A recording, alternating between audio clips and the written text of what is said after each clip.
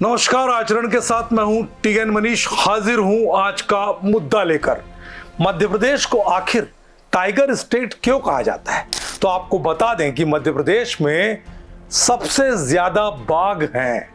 785 की संख्या है 2022 की गणना के मुताबिक, जो 2015 में 285 थी। तो मध्य प्रदेश में टाइगर स्टेट के साथ अब हमारे यहाँ 9 टाइगर रिजर्व हो गए हैं।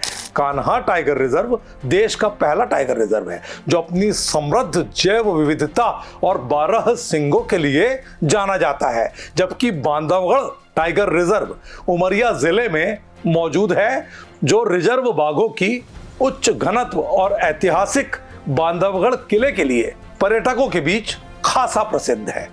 पेंच टाइगर रिजर्व सिवनी और छिंदवाड़ा जिलों में फैला हुआ यह रिजर्व द जंगल बुक की प्रेरणा स्थली है और यहाँ कॉलर वाली बाघिन जैसी प्रसिद्ध बाघिन भी रहती है। ये महाराष्ट्र की सीमा से लगा हुआ है, जबकि पन्ना टाइगर रिजर्व पन्ना और छतरपुर जिलों में मौजूद है। ये रिजर्व केन नदी के किनारे बसा है और अपने पुनर्स्थापन प्रयासों के लिए बहुत प्रसिद्ध है।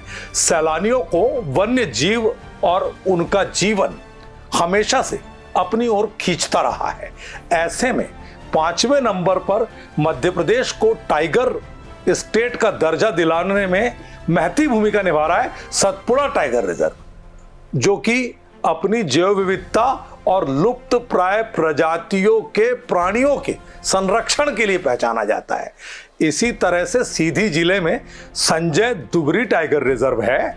यह रिजर्व अपने बड़े आकार और बहुत ही ज्यादा समृद्ध विविधता के लिए सैलानियों की आंखों का तारा है।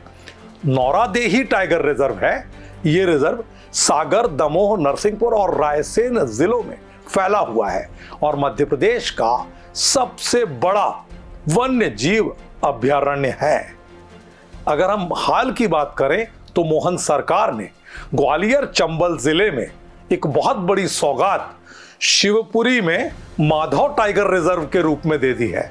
शिवपुरी जिले में मौजूद ये टाइगर रिजर्व अभी ही घोषित किया गया है, लेकिन यहां भी तमाम तरह के जो पशु पक्षी हैं वो वन्य जीव प्रेमियों के लिए आकर्षण का केंद्र है। जबकि रातापानी टाइगर रिजर्व भोपाल और सीहोर जिलों में फैला है। ये प्रदेश का नए टाइगर रिजर्व में शुमार एक ऐसा टाइगर रिजर्व है जिसका कुल क्षेत्रफल 1271 किलोमीटर में फैला हुआ है। अब सैलानी जो है वो आखिर मध्य प्रदेश को क्यों पसंद करते हैं, तो उसके पीछे सबसे बड़ा कारण यह है कि हमारा जो प्रदेश है वो जल, जंगल और जमीन के लिए पहचाना जाता है। हर टाइगर रिजर्व की अपनी विशिष्ट जैव विविधता है, भौगोलिक संरचना है, विशेषताएं और सांस्कृतिक महत्व के लिए ये जाने जाते हैं, क्योंकि यहाँ की जो जीवन शैली आदिवासियों की है वो भी कहीं ना कहीं सैलानियों को, देश विदेश के सैलानियों को अपनी तरफ खींचती है और ये मध्य प्रदेश की आर्थिक व्यवस्था में भी अपनी भूमिका निभाते हैं। हालांकि कितनी रेवेन्यू सरकार को इन अभयारण्यों से मिलती है इसका कोई सटीक आंकड़ा तो उपलब्ध नहीं है, लेकिन ये जरूर है कि टाइगर रिजर्व के इर्द गिर्द होने वाली बसाहट और रहने वाले लोगों के लिए रोजगार का एक बड़ा साधन है, क्योंकि देशी और विदेशी पर्यटक लाखों की संख्या में इन टाइगर रिजर्व का न केवल दौरा करते हैं बल्कि वन्य प्राणियों के साथ अपना समय बिताकर खुद को बहुत ज्यादा गौरवशाली महसूस कराते हैं। और हम अगर पन्ना की बात करें तो यहाँ पे 56 बाघ हैं, जो सभी के सभी लोगों के लिए आकर्षण का केंद्र है। लोग टकटकी लगा के देखते हैं सैलानी कि कैसे भी एक क्लिक में उनके साथ सुंदर दिखने वाले ये बाघ आ जाएं।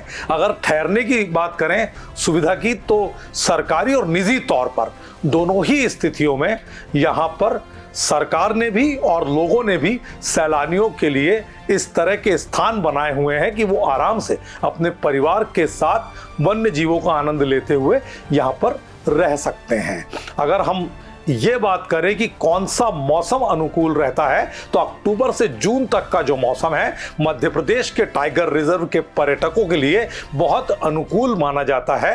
और बाघ संरक्षण से अगर हम बात करें जुड़ी जानकारी की, तो आपको बता दें कि लगातार शिकारियों पर भी शिकंजा सरकार कस रही है और समय समय पर इन पर कड़ी कार्रवाइयां होती है। लेकिन अभी इसमें कसावट की बहुत जरूरत है, क्योंकि मध्य प्रदेश को जो टाइगर स्टेट का दर्जा मिला हुआ है वो हमारे यहाँ लगातार बढ़ रही बाघों की संख्या के कारण मिला है।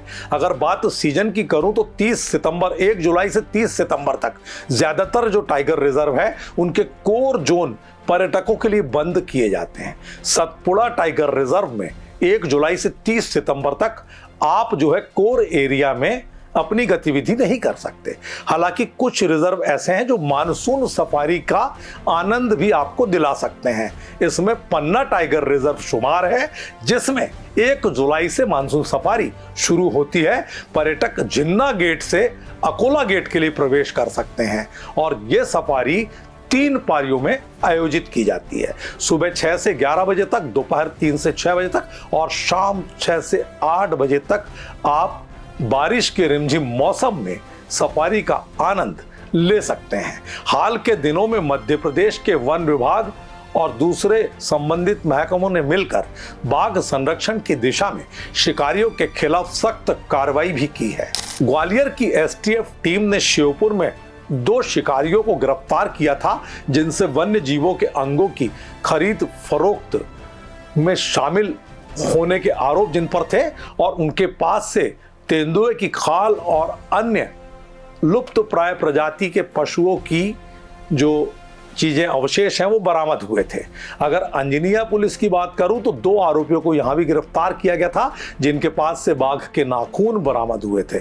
दरअसल कुछ कार्रवाइयों से ये भी पता चलता है कि वन विभाग और पुलिस जो है वो शिकारियों के खिलाफ सतर्क तो है, लेकिन शिकारियों का नेटवर्क जो है वो कहीं ना कहीं इनके साथ आंख मिचौली खेलता रहता है। इन तमाम प्रयासों के बावजूद वन्य जीवों की सुरक्षा जो है वो तय करने के लिए निरंतर निगरानी और सख्त कानून की अभी भी जरूरत है। तो फिलहाल हिंदुस्तान के दिल में जो टाइगर की गर्जना है उसको बरकरार रखते हुए हम ये उम्मीद करते हैं कि सैलानी यहाँ पर लगातार आएंगे, ताकि हमारी स्थानीय जो इकोनॉमी है इन इलाकों की उसको मजबूती मिले और साथ में हमारे जो वन्य प्राणी हैं उनको संरक्षण के साथ आप सभी का प्यार, आशीर्वाद और एक ये कहें कि आपके साथ उनका जो नाता है वो बेजुबान जरूर है, लेकिन बेजुबान होने के बावजूद कुदरत ने उनको जो नियामत बख्शी है वो वास्तव में आपके दिल को सुकून पहुंचाती है। क्योंकि जब आप रिमझिम मौसम में बाघों को अटखेलिया करते देखते हैं सफारी के दौरान, तो ऐसा लगता है कि वास्तव में आप किसी जन्नत की सैर में हैं। तो इसी तरह की तमाम जानकारी के लिए जुड़े रहिए आचरण के साथ, देखते रहिए। और ये वीडियो आपको कैसा लगा कमेंट बॉक्स पर अपने कीमती सुझाव हमें अवश्य दीजिएगा। मुझे दीजिए इजाजत, नमस्कार।